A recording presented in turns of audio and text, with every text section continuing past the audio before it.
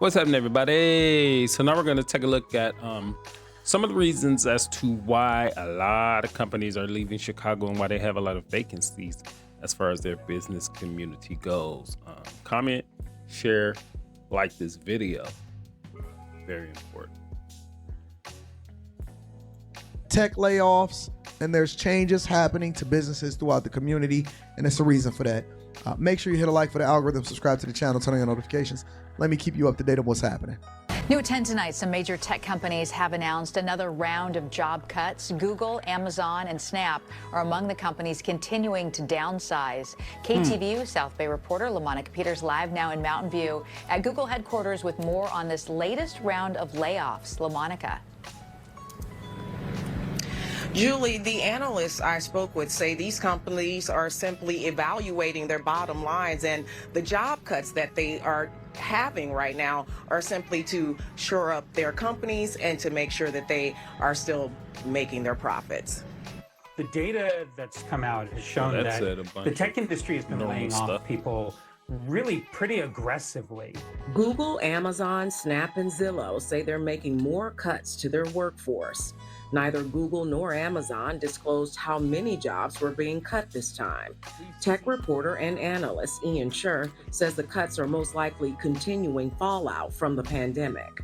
The way the economy has worked has shifted a lot over those last 4 years. We've seen inflation come up, now we've seen it start going down, we've seen interest rates going up, all of these types of things. So it is somewhat part of the My first guess is going to be, there's just attrition from automation.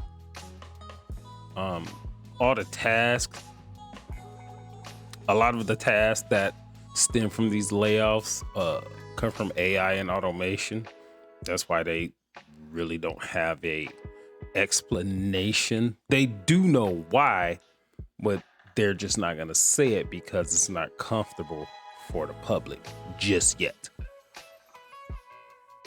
Natural cycle to see layoffs in some companies. Amazon's most recent layoffs will affect employees in Europe, Latin America, and North America. This is also the fifth round of job cuts for Google since September and the third round of cuts for its parent company, Alphabet. The 9-county Bay Area lost, almost 17,000 jobs last month, which was the, worst job loss we saw, monthly job loss we saw since Omicron hit in late 2020, early 2021. Both Snap and Zillow are also cutting about 24 jobs from their workforce. Royce says interest rates are at a 22-year high, and companies will continue to make cost-cutting decisions. Still, many companies are making decisions around these high interest rates, which of course keeps the economy growing more slowly, and reduces, companies' need to hire more people or retain people.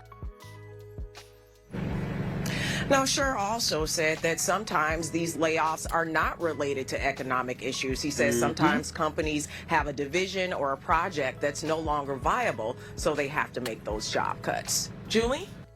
Now, let me add a little bit of context to this, is because they're speaking about the company overall, but they're not saying where those job cuts are happening within the company. So it's a couple different things that you mine out from this, and then you'll start to understand exactly what happens. These companies are still hiring. Let me say it again. These companies are still hiring for the right positions. Talent will always triumph when it comes to the job cuts or the growth of a company. They may be shifting responsibilities, but they're definitely hiring. Yeah. For example, Amazon has multiple different divisions, and in certain spaces within Amazon, they're no longer needing certain types of workers.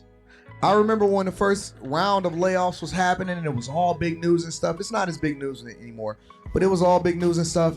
And I remember that Google had laid off 5 masseuse workers. Google had laid off a bunch of masseuse workers.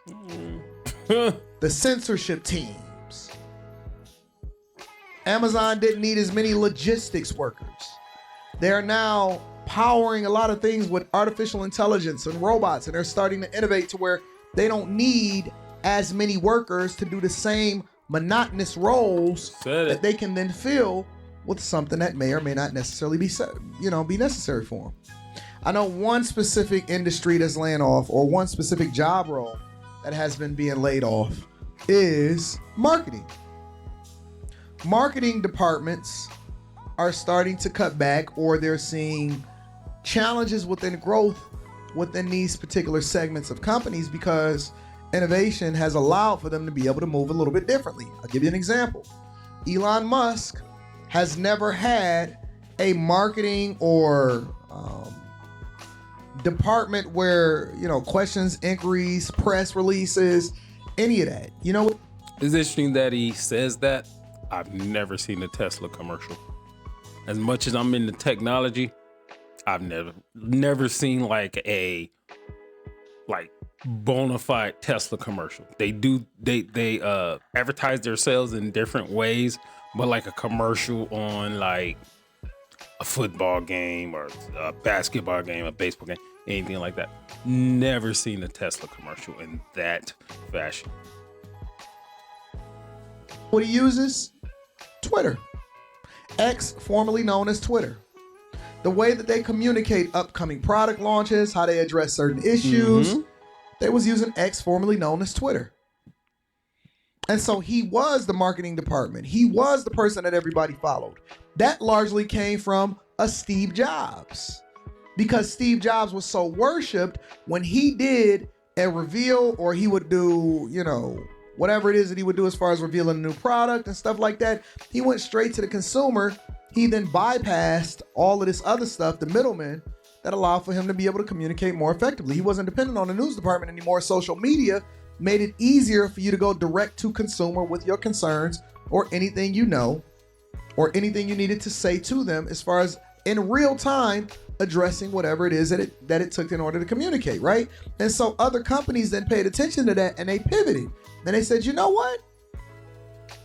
We don't really need no marketing department either. Nope. Unless we want to say a social media marketing department or a social media influencer or this and that or so on and so forth. But my point is that things are continuing to evolve and companies are going to continue to change, innovate, make things easier for them to be able to operate business-wise. And if you are not continuing to upgrade your skill set, because they are still hiring for specific jobs, but it's just not the jobs that you think make sense for these industries. And you are going to be outdated, you are going to be removed, you are going to be laid off. This is going to be more difficult for you to be able to survive. Meanwhile, innovation is happening all over the place to where they're paying attention to consumer trends. Let me show you what's happening even within the fast food and restaurant industry. Matter of fact, we're going to go specifically over into the closures that's happening over in Chicago. Since the peak of COVID, we've been tracking stores and restaurants closing on Michigan Avenue. New at 10, a new Mag Mile closure, a restaurant popular for locals and tourists alike. Our Maribel Gonzalez is live at the Grand Lux Cafe. Reading Super Chat shortly. Yeah, Joe and Erica, after 21 years of operating here along the Mag Mile, this multi-story restaurant is saying goodbye and joining the other iconic spots here, who have also closed their doors in the past year. The news upsetting to many. I'm really disappointed. I'm a little shocked. Upset diners leaving the Grand Lux Cafe, but it's not because of the food. I didn't realize this would be my last meal here. Rather, because they're learning their tasty spot on East Ontario Street and Michigan Avenue is closing for good. Disappointed that it's going to close. Thursday, the company said its last day open would be December 24th, adding that they've enjoyed being a part of the downtown Chicago community and hope their guests will continue to dine with them at their other restaurants in the area. My fiance is actually upstairs, so she'll be disappointed when I go back and tell her we may not be back, or we got to hurry up and return. The news of this closure coming just weeks after the famed Signature Room at the John Hancock also closed for good. The iconic spot just steps away from the Mag Mile. Retail vacancy is now at around 30%. The Magnificent Mile retail vacancy is now at above 30%. 30%. That's crazy. Wow. That's almost 1/3 of every single business that used to be on the Magnificent Mile, which was a tourist attraction and destination, is now closed.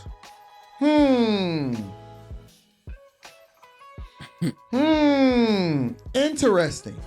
Very. So wait a minute.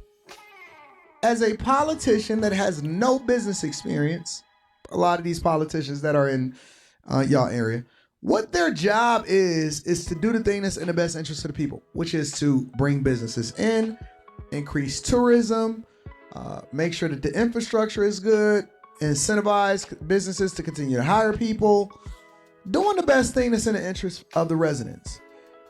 And if you have a 30% vacancy on the Magnificent Mile, wow, that's crazy. The Grand Lux Cafe, which is largely a part of, if I'm not mistaken, the Cheesecake Factory companies, they have the same thing, literally almost the same menu. Grand Lux Cafe, which is basically a cheesecake factory on steroids, right, is closing their doors all of a sudden. I wonder why. Are you telling me that Chicago is going the same way as San Francisco over here in the Midwest, though? Oh, you don't say.